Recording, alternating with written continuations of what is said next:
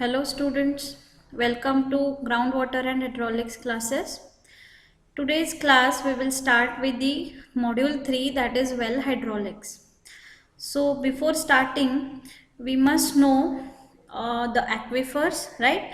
We have studied the different types of aquifers, that is confined and unconfined aquifer.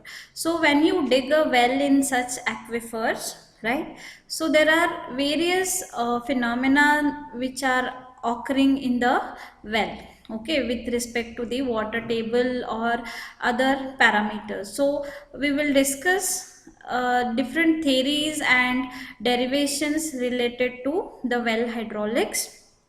So first one is steady radial flow to a well. So let us understand what is mean by steady radial flow. So steady means what? Constant, okay, continuous flow. Steady flow is continuous flow, right?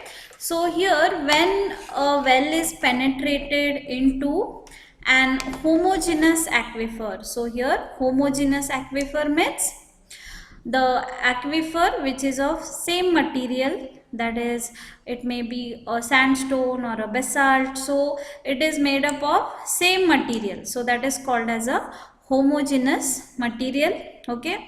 And the water table initially remains horizontal in the well. Suppose there is a well, so in that well the water table remains horizontal in the initial stages. So when it changes, when you start pumping out the water, so what happens when you start pumping the water? So when the well is pumped, the water is removed from the aquifer. So you remove the water from this aquifer, okay, and the water table or the piezometric surface, depending upon whether the aquifer is confined or unconfined, that is lowered, okay. This water table, it starts lowering, it starts going down, okay, when you extract the water. So the that is lowered, the water table is lowered, and that results into a parabolic depression in the water table. So here there is a depression that is in the parabolic form, so that is formed in the well.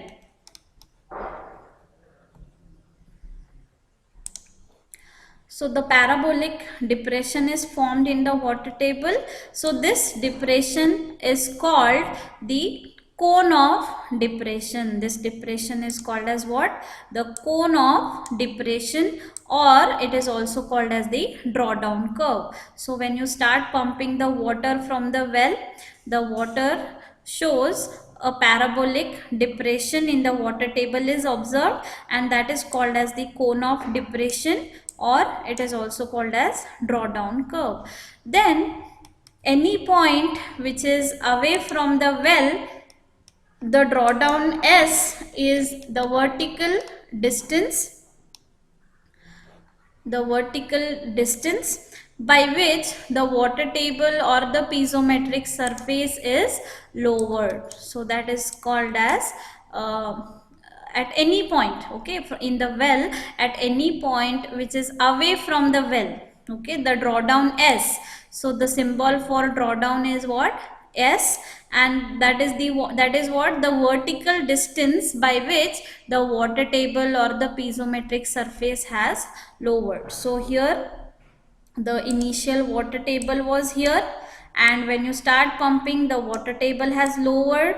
So this difference is called as the vertical distance by which the water table has lowered, that is called as the drawdown. So this is the drawdown.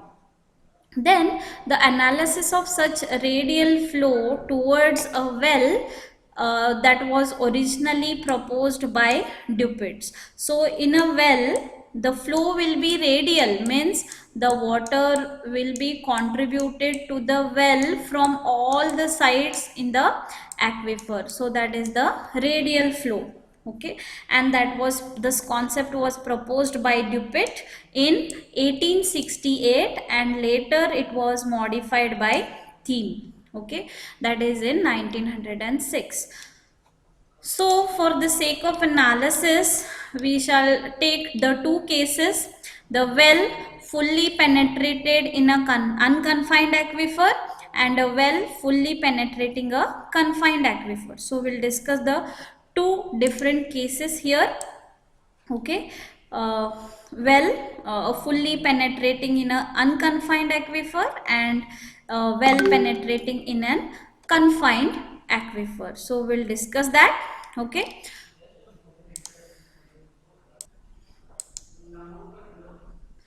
So we'll start with the unconfined aquifer. Okay. So here this is the ground level. Okay. And here is the well. Okay. Here is the well which is penetrating into an unconfined aquifer, because here is the impermeable layer at the bottom. So here it is a impervious layer. Okay. And here this is the ground level. Now when you start pumping this is the initial water level or water table in the well, and when you start pumping the discharge Q, when you start taking out water, the water level goes down. Okay.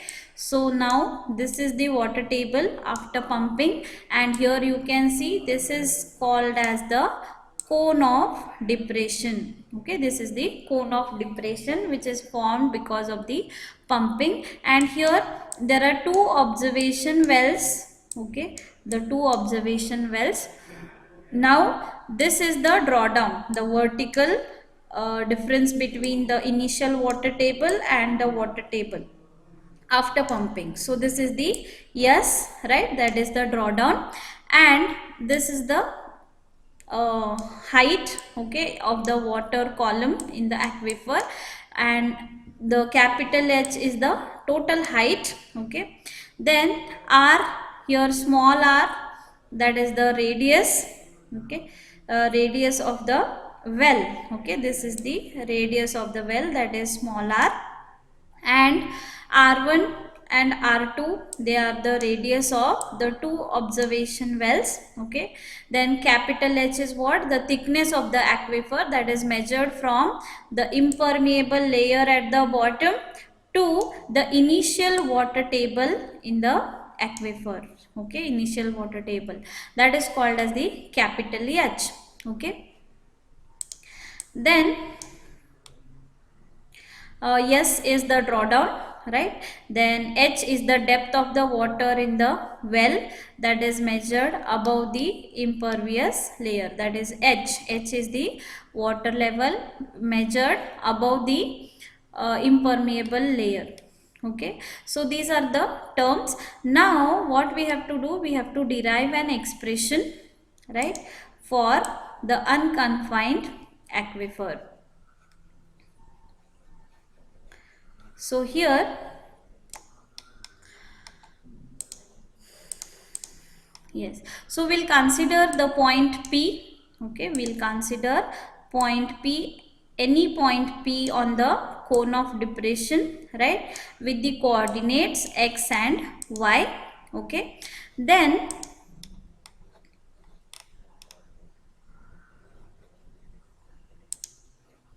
yes, now consider the origin of coordinates at point O, that is at the center of the well at its bottom, and let the coordinates of the point P on the drawdown curve be x and y. So here the coordinates, right, that is O, that is center of the well, with xy, that is the axis, and we have to take any point P with the coordinates xy on the cone of depression. Okay, then from Darcy's law we know that the discharge Q is equal to KAI. This is from Darcy's law. So where AX is the area of cross section of the saturated part of the aquifer, I is the hydraulic gradient at point P, that is dy by dx. Okay, hydraulic gradient.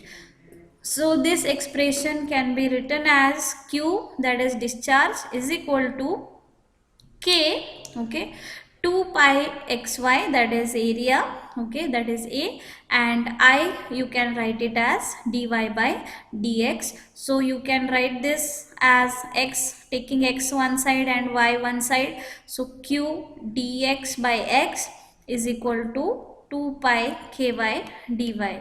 So if you integrate this equation with the limits capital R and small r for x and capital H and small h for y, if you integrate this equation, then what we will get is q, okay, dx by x you can integrate with capital R and small r limits, then 2 pi k remains constant, okay, then y dy you can integrate with the limits h and small h. So this equation you can write, okay, you can solve. So it will be q is equal to log to the base e x, okay, dx by x, okay, that is log e x with the limits capital R and small r is equal to 2 pi k remains constant, y square by 2, okay, with the limits h, capital H and small h. Now from which you can derive the equation for q, that is very important. So q is equal to what? Pi k capital H square minus small h square divided by log to the base e capital R by small r. This you can rewrite with the log to the base 10 as 1.36k, okay, pi k you can write it as 1.36k h square minus h square divided by log to the base 10 capital R by small r. So these two equations are very important. This is the derivation for q in a unconfined aquifer. So this is the equation 1, okay. So if k is expressed in cubic meters, if k is expressed in cubic meter per day per square meter, that is meter cube per day per meter square of area of the subsoil, then the above expression for discharge will be directly in cubic meter per day, that will be the unit. So in the above expression, the capital R, that is commonly known as radius of zero drawdown, that is what the capital R you can see here in the diagram, okay. So this is the capital R, that is called as radius of influence. So here the cone of depression will touch the initial water table, that is the capital R, okay, radius of influence, okay. So this is known as the radius of zero drawdown, or maximum radius of influence is the radius that is measured from the center of the well where the drawdown curve meets the original water table tangentially. So in the image you can see that, okay, that is the radius of influence here at this point, okay, the capital R, okay, that is the initial water table and the center of the well, okay. So that is the radius of zero drawdown or maximum radius of influence.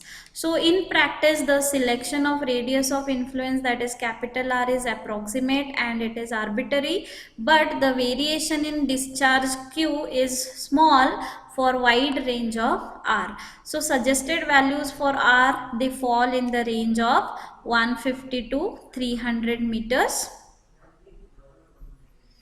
Alternatively, this capital R may be computed from the approximate expression that is given by Sichard, that is R is equal to 3000 S, that is drawdown, square root of K. So where R and S are in meter and K is in meter per second.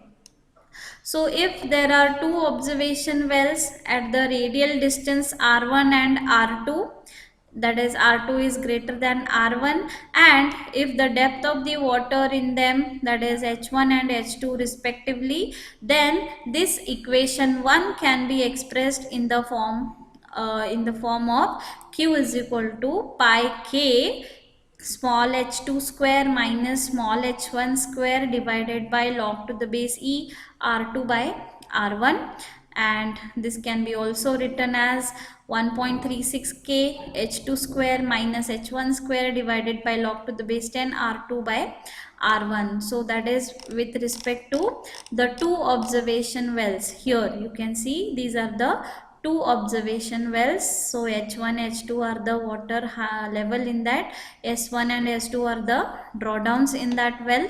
Okay, so you can write the same equation for that. So if the drawdown is measured at the well, then we have S is equal to capital H minus small h. From the figure you can clearly make out this equation. Capital H is equals to S plus H, capital H plus small h is equal to S plus 2h. So if you see the figure, you will clearly understand these equations. So from this equation 1 we can get these equations you can derive. Okay, that is Q is equals to pi k capital H minus small h into capital H plus small h divided by log to the base e capital R by small r. So this you can replace. Okay, these equations you can use and you can modify your formula according to the given data in the problem. So based on these equations we are going to solve the problems. So this is the equation for derivation for Q, that is discharge in the unconfined aquifer. So the figure shows what? The well penetrating into a unconfined aquifer or free aquifer to its full depth. So this is the expression for unconfined aquifer, which is very important from exam point of view. Thank you.